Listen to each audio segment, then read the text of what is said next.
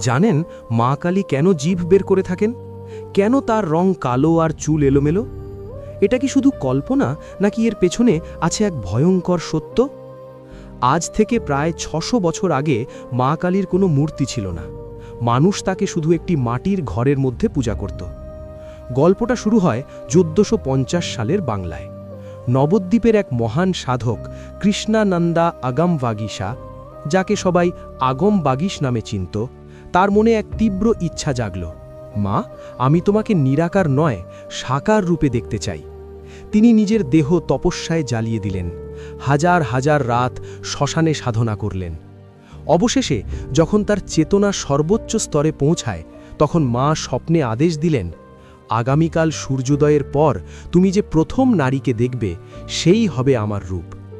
পরদিন সকালে ভয় আর উত্তেজনা নিয়ে তিনি বাইরে বেরোলেন। হঠাৎ তিনি এক সাধারণ নারীকে দেখলেন, সমাজ যাকে নিচু জাত বলে অপমান করত। তার গায়ের রং ছিল গাঢ় কালো, চুল এলোমেলো, কপালের টিপ ঘেমে মুছে গেছে। তিনি ঝুঁকে কাজ করছিলেন, হাতে গোবর, আর অজান্তেই তার এক পা উঠে গিয়েছিল। এই দৃশ্য দেখে সাধক স্তব্ধ হয়ে গেলেন।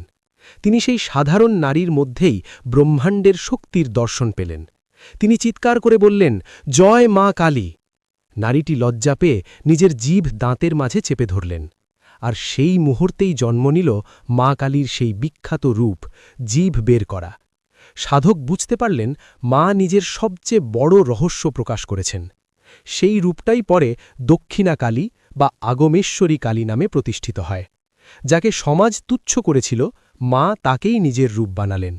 তার কালো রং শক্তির প্রতীক, এলোমেলো চুল স্বাধীনতার, আর জিভ লজ্জা ও মমতার প্রতীক।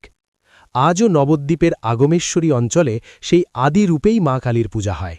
ওম মা কালী আমাদের শেখান, সত্য কখনো শুধু সুন্দর মুখে নয়, বরং সেই সাধারণ মানুষের মধ্যেই থাকে যারা কঠোর পরিশ্রম করে এই পৃথিবীকে চালায়। এই রহস্য জেনে আপনি কি অবাক? কমেন্টে লিখুন, জয় মা কালী। নমস্কার।